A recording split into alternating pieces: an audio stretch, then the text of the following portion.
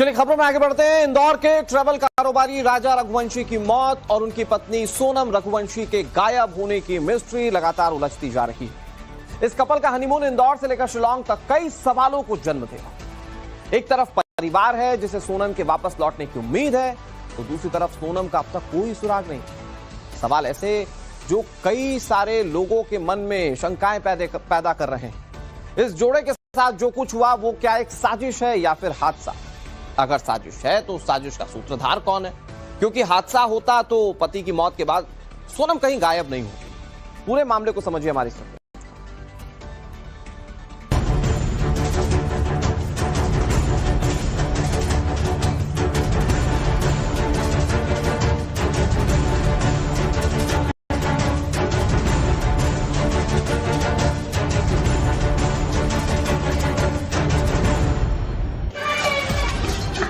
गली में सन्नाटा है, लेकिन क्रिकेट खेलते बच्चों का शोर इस सन्नाटे को चीर रहा है।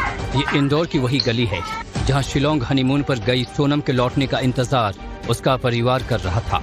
बेटी के वापस लौटने की उम्मीद में घर के बाहर दरवाजे पर उसकी उल्टी फोटो लटकाई हुई है। सोनम के पिता के मुताबिक ज्योतिष के कहने पर उन्होंने घर के दरवाजे पर ये उल्टी फोटो लटकाई है। वो बेटे को खो चुके हैं, लेकिन उन्हें भरोसा है कि बेटी का बचना कोई चमत्कार ही होगा। हालांकि वो मानते हैं कि शादी के 1.5 महीने के बाद तक घर छोड़ने का मुहूर्त नहीं था। 5 जून को उनके घर से बाहर जाने का मुहूर्त था, लेकिन राजा और सोनम ने बिना किसी की जानकारी के घूमने जाने का प्लान बना लिया। 11 मई को ट्रैवल कारोबारी राजा रघुवंशी के साथ सोनम की शादी हुई थी। 20 मई को दोनों हनीमून के लिए इंदौर से मेघालय को रवाना हो गए। करीब 12 से 13 दिन बाद यानी 2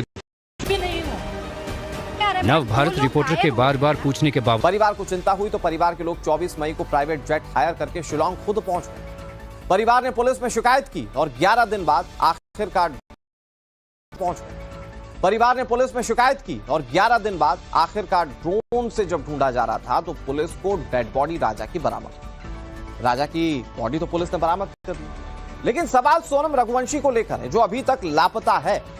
इसकी तलाश में पुलिस की कुल 6 टीमें अभी भी जुटी हुई हैं। तो सोनम रघुवंशी को गायब हुए 15 दिन से ज्यादा का वक्त हो चुका है। इसकी तलाश में मेघालय पुलिस और रेस्क्यू टीम चप्पा चप्पा छान रही है, लेकिन पुलिस के हाथ अब तक खाली। शिलांग से लेकर 40 किलोमीटर दूर सोहरा तक टाइम्स नाउ नव भारत की टीम हर उस जगह पहुंची जहां ये कपल घूमने के लिए गया था। यकीन मानिए, ये जितना खूबसूरत इलाका है, ये इलाका उतना ही खतरनाक भी है। रिपोर्ट आप देखिए।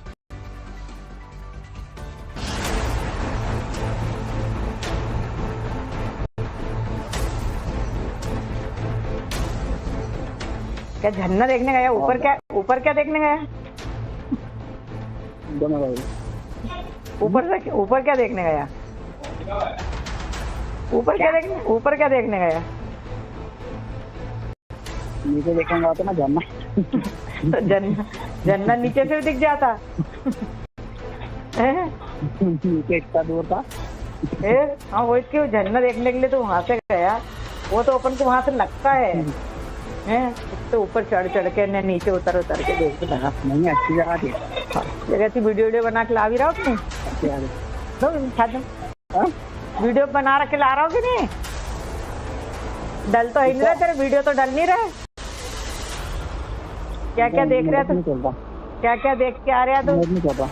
23 मई की वो आखिरी कॉल थी जिसमें राजा रघुवंशी ने अपनी मां से बात की थी। 23 मई तक राजा और सोनम अपने घर वालों को पल पल का हाल बता रहे थे, लेकिन इस कॉल के बाद परिवार राजा और सोनम से कांटेक्ट डिस्कनेक्ट हो गया। इसके बाद परिवार को दोनों की कोई खबर नहीं मिली। इस कॉल के 11 दिन बाद जो खबर सामने आई वो परिवार को हिला देने वाली थी।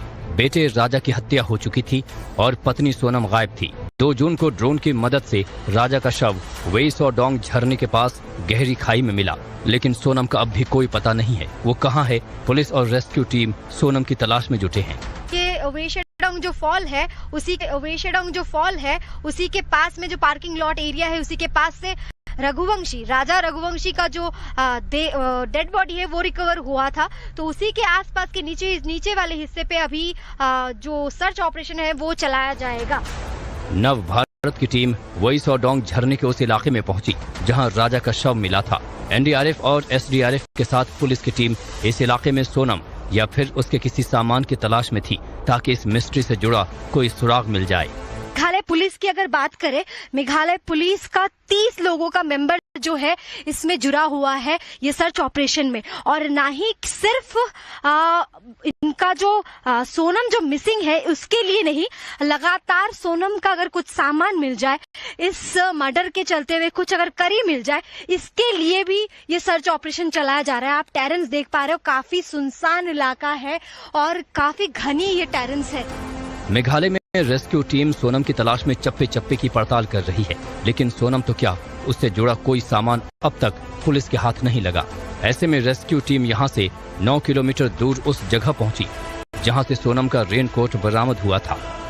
ऐसे एक टेरेन है, इतना डीप जॉर्ज है कि उसके अंदर में जाना काफी मुश्किल है, लेकिन लगातार जो ये ड्रोन है, ड्रोन के मदद से और स्नाइपर डॉग है, स्नाइपर डॉग के भी मदद से भी ये प्रशासन ये सर्च ऑपरेशन चला रहा है। लेकिन उसी के साथ साथ और एक चीज आपको मैं बता दूं, जैसे कि बारिश हो रहा था, बारिश की वजह से भी काफी दिक्कत हो रहा है, बिकॉज ये सारे जो टेरेंस है, बारिश की वजह से बहुत सारे जो ट्रेसेस है वो सारे मिटने का भी चांसेस रहता है।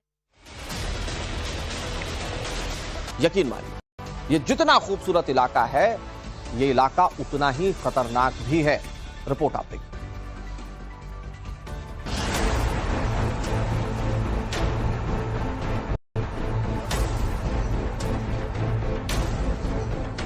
क्या झरना देखने गया? ऊपर क्या देखने गया? दोनों भाई ऊपर क्या देखने गया? ऊपर क्या देखने गया? नीचे देखूंगा तो ना झरना। तो झरना नीचे से दिख जाता है? नीचे इतना दूर था।